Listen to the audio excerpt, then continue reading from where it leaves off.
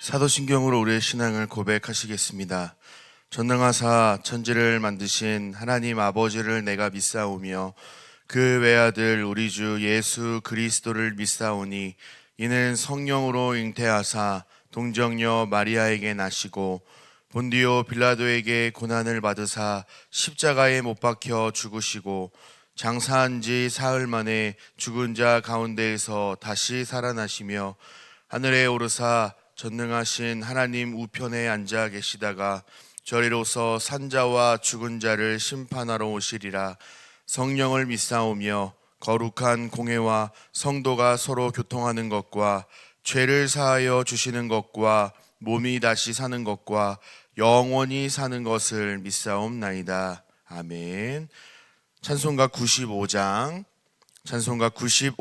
나의 기쁨 나의 소망 되시며 함께 찬송하겠습니다.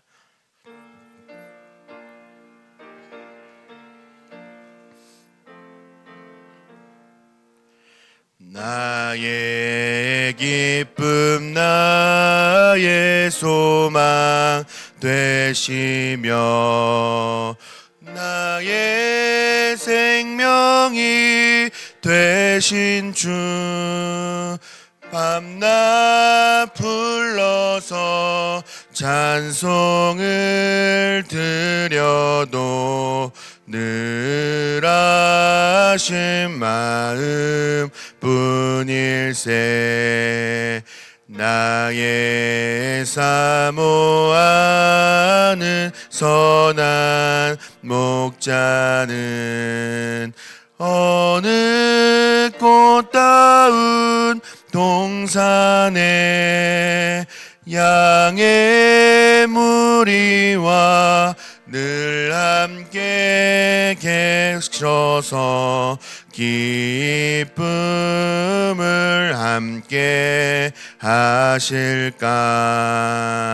길도 없이 거친 넓은 들에서 갈 길 못 찾아 애쓰며 이리저리로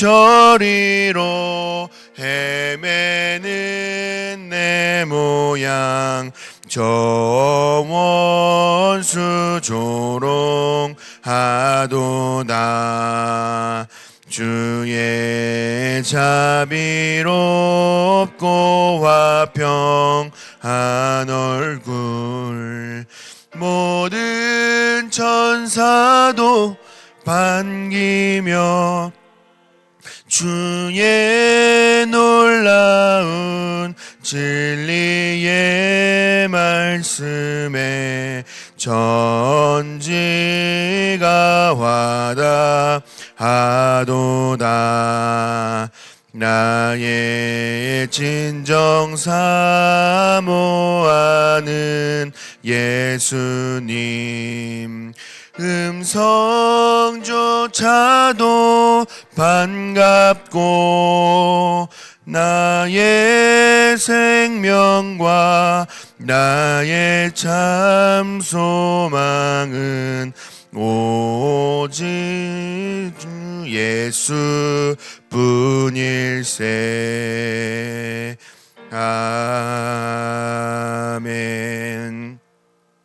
아멘. 오늘 우리가 함께 나눌 말씀은 신약성경 마가복음 12장 35절부터 44절까지의 말씀입니다.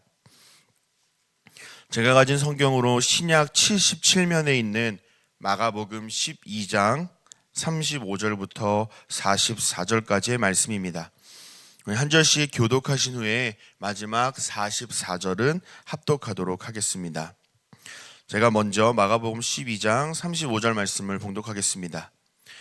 예수께서 성전에서 가르치실새 대답하여 이르시되 어찌하여 서기관들이 그리스도를 다윗의 자손이라 하느냐. 다윗이 성령에 감동되어 친히 말하되 주께서 내 주께 이르시되 내가 내 원수를 내 발 아래에 둘 때까지 내 우편에 앉았으라 하셨도다 하였느니라. 다윗이 그리스도를 주라 하였은즉 어찌 그의 자손이 되겠느냐 하시니 많은 사람들이 즐겁게 듣더라. 예수께서 가르치실 때에 이르시되 긴 옷을 입고 다니는 것과 시장에서 문안 받는 것과 회당의 높은 자리와 잔치의 윗자리를 원하는 서기관들을 삼가라. 그들은 과부의 가산을 삼키며 외식으로 길게 기도하는 자니 그 받는 판결이 더욱 중하리라 하시니라. 예수께서 헌금함을 대하여 앉으사 무리가 어떻게 헌금함에 돈 넣는가를 보실새 여러 부자는 많이 넣는데 한 가난한 과부는 와서 2렙돈 곧 한 고드란트를 넣는지라. 예수께서 제자들을 불러다가 이르시되 내가 진실로 너희에게 이르노니 이 가난한 과부는 헌금함에 넣는 모든 사람보다 많이 넣었도다. 그들은 다 그 풍족한 중에서 넣었거니와 이 과부는 그 가난한 중에서 자기의 모든 소유 곧 생활비 전부를 넣었느니라 하시니라. 아멘. 이른 새벽에 주님 전에 올라오시면서 4분의 성도님께서 1,000번째 예물을 드리셨고 3분의 성도님께서 감사 헌금 드리셨습니다. 감사의 제목 나누겠습니다. 자녀를 위해 기도합니다. 하나님 아버지 감사드립니다. 박종환 집사님 건강하게 회복될 수 있도록 인도하여 주시옵소서. 하나님의 자녀로 삼아주신 은혜에 감사드립니다. 아멘. 오늘 본문은 크게 3 부분으로 나눌 수가 있습니다. 35절부터 37절까지는 다윗의 자손으로서 메시아 논쟁에 대해 기록하고 있고요. 38절부터 40절까지는 당대 종교 지도자들의 위선과 외식하는 태도들을 책망하시는 내용을 기록하고 있습니다. 또 41절부터 44절까지는 가난한 과부의 헌금을 보시고 예수님께서 칭찬하신 내용을 기록하고 있습니다. 첫 번째로 35절부터 37절 말씀을 보도록 하겠습니다.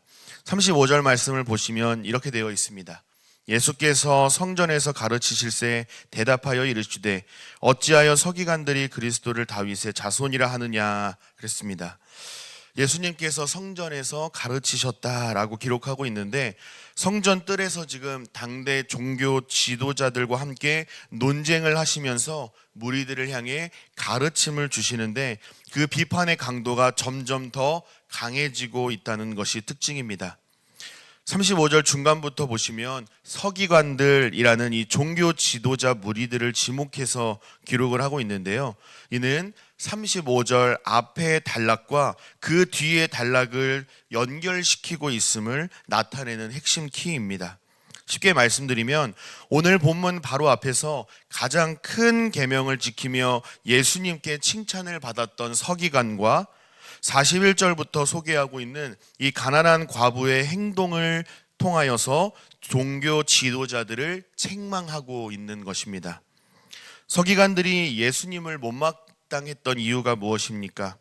어찌하여 서기관들이 그리스도를 다윗의 자손이라 하느냐라고 예수님은 질문을 던지신 후에 36절에서 시편 110편 1절 말씀을 인용하시면서 스스로 답변을 이어 말씀을 하십니다. 시편 110편 1절은 이렇게 되어 있는데요. 여호와께서 내 주에게 말씀하시기를 내가 내 원수들로 내 발판이 되게 하기까지 너는 내 오른쪽에 앉아 있으라 하셨도다 라고 시인은 고백합니다.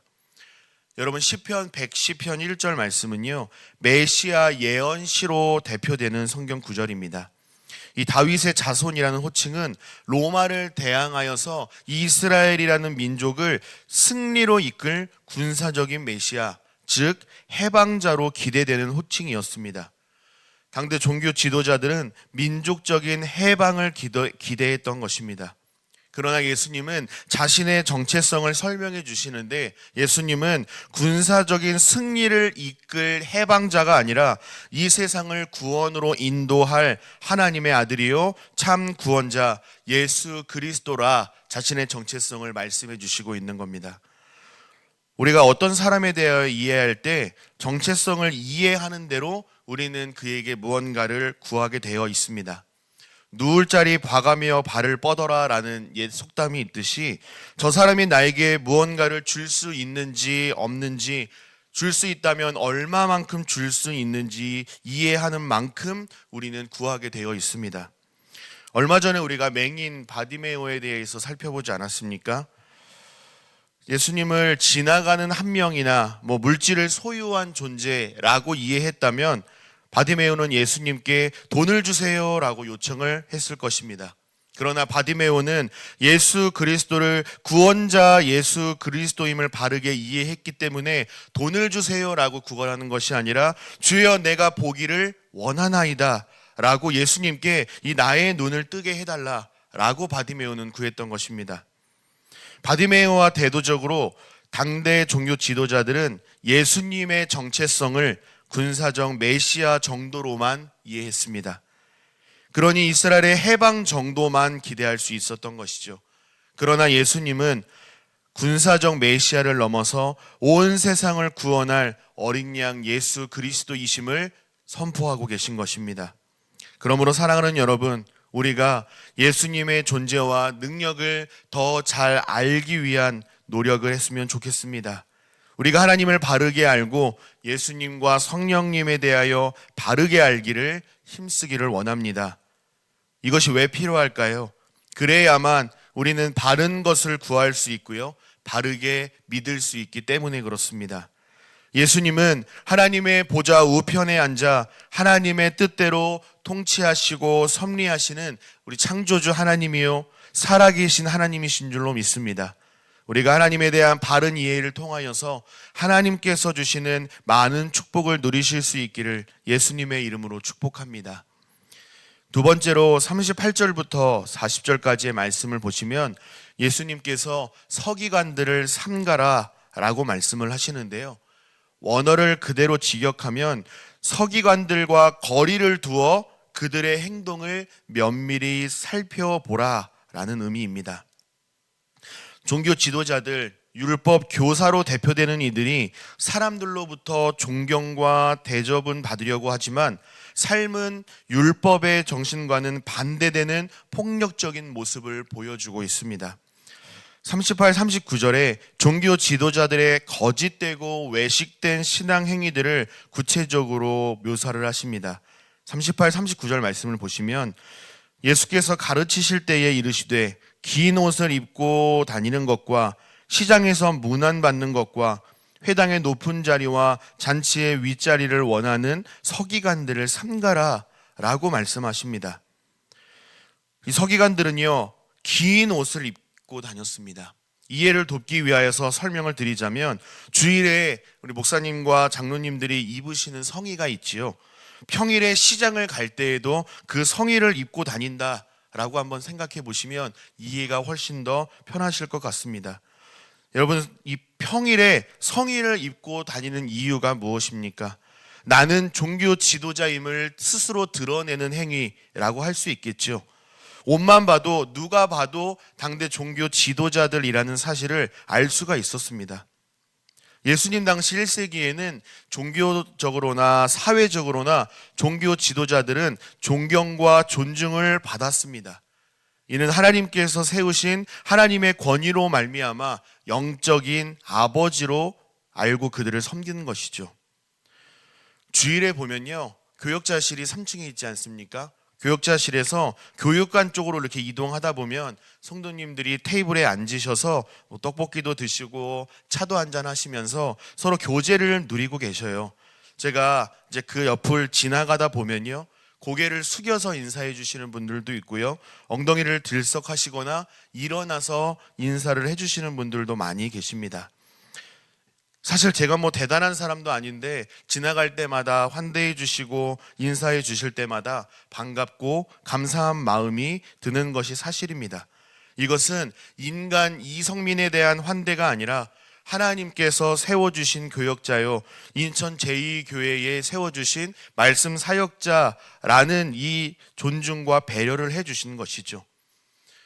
그러므로 감사한 마음으로 겸손하게 잘 섬겨야 하는데, 만약에 저 스스로가 나는 하나님께서 세우신 종이고 나는 마땅히 존중과 존경을 받을 수 있는 사람이라는 이 종교적인 특권 의식을 내세우면서 괜히 화장실 가는데 성의 입고 지나가고 뒷짐지고 대접을 받으려고 우쭐거린다면 여러분 얼마나 꼴 보기 싫으시겠습니까? 성도님들을 섬기기보다 하나님의 이름을 앞세워서 존중받고 존경받고 높은 받기를 원한다면 하나님께서도 분명 싫어하실 것입니다. 왜냐하면 하나님 나라와 주님의 몸된 교회를 또 성도님들을 섬기라고 세워주신 것이지 스스로 뽐내고 존중과 존경받으라고 세워주신 자리가 결코 아니기 때문입니다. 교역자들을 향해 베풀어 주신 사랑에 진심으로 감사를 드립니다. 당연한 마음이 아니라 감사함으로 받겠습니다. 오늘 본문 속 서기관들이 보여주는 이 거짓되고 위선된 모습을 절대 배우지 않도록 저부터 노력하겠습니다. 꼭 지켜봐 주시기를 바랍니다.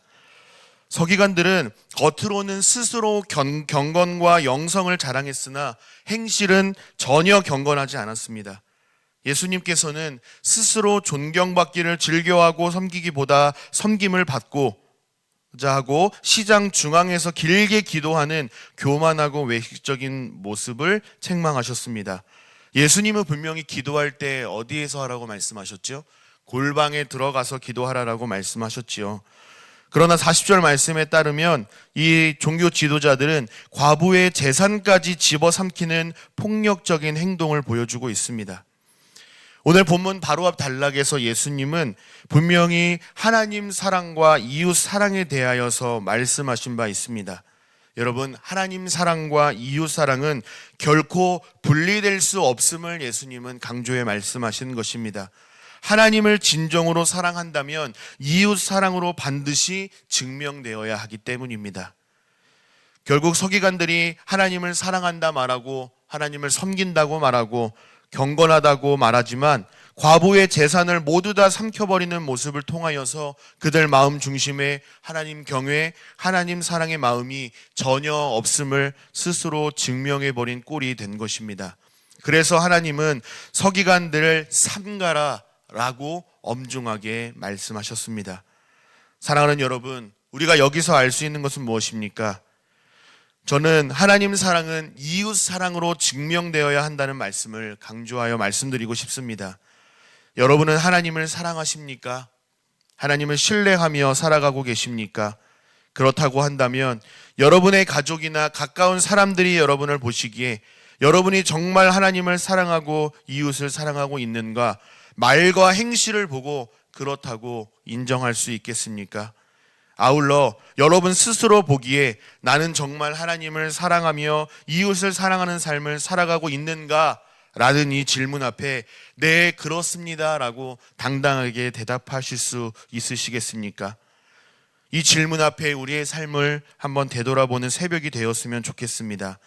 만약 오늘 본문 속 이 서기관들의 모습이 우리의 삶과 많이 닮아 있다라고 한다면 하나님은 우리의 삶을 보시며 칭찬하는 것이 아니라 삼가라고 가까이 하지 말라라고 엄중하게 심판하실 것입니다. 계속해서 마지막 세 번째 단락을 살펴보겠습니다. 그렇다면 우리가 어떤 삶을 회복해야, 어떤 삶을 살아가야 하나님께서 기뻐하시는 삶을 살아갈 수 있는가? 41, 44절에서 소개되고 있는 이 가난한 과부의 모습을 보며 배울 수가 있겠습니다. 예수님은 헌금함을 마주하고 앉으십니다. 사람들이 헌금함으로 나와서 헌금을 드립니다. 여러 부자는 많이 넣었는데 한 가난한 과부는 2렙돈, 곧 한 고들안트를 넣었다라고 말합니다. 여러분, 헌금을 낼 때 동전 9개를 넣은 사람과 동전 1-2개를 넣는 사람은 이 동전이 떨어지는 소리만 들어도 누가 헌금을 많이 했고 적게 했는지 단번에 알아차릴 수가 있습니다.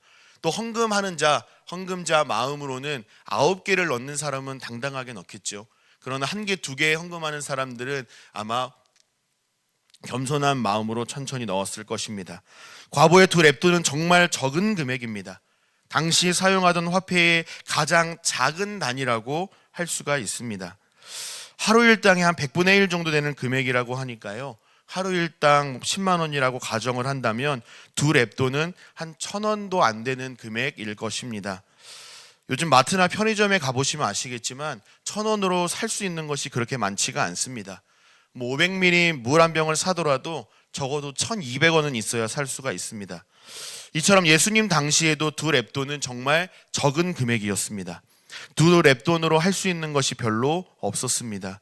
그러나 예수님은 부자들의 많은 헌금을 주목하지 않고 도리어 가난한 과부가 드린 이 2렙돈을 주목하셨습니다. 나아가 모든 사람보다 이 과부가 더 많이 넣었다라고 칭찬까지 하십니다. 예수님은 어떤 기준을 가지고 이렇게 평가하셨을까요? 예수님은 우리가 헌금을 많이 하고 적게 하고에는 별로 관심이 없으십니다. 드리는 사람의 마음과 마음의 동기를 보시는 하나님이십니다. 과부의 두 렙돈은 보잘것없는 금액일 수 있습니다. 하지만 하나님이 보시기에 가난한 과부의 마음을 기쁘게 받으시는 것입니다. 경제적으로는 정말 힘들고 어려운 삶을 살고 있었지만 하나님이 나의 삶의 주인이심을 인정하고 하나님께서 나의 삶을 책임져 주시기를 바라는 간절한 마음을 담아서 가진 것 중에 모든 것을 하나님 앞에 기꺼이 드렸습니다. 하나님은 이 과부의 마음의 중심을 기쁘게 받으시는 것입니다. 사랑하는 여러분, 여러분은 어떤 마음으로 하나님께 헌금을 드리고 계십니까? 하나님은 돈이 없어서 우리에게 돈을 달라라고 말씀하시는 분이 아닙니다. 하나님은 이 세상을 창조하시고 통치하시는 이 세상의 주님이십니다. 그러므로 다 모든 것이 하나님의 것입니다. 그런 하나님께서 우리에게 코 묻은 돈을 요구하시겠습니까? 우리의 것을 다 드린다 한들 하나님께서 충분한 만족을 하실까요? 그렇지 않습니다.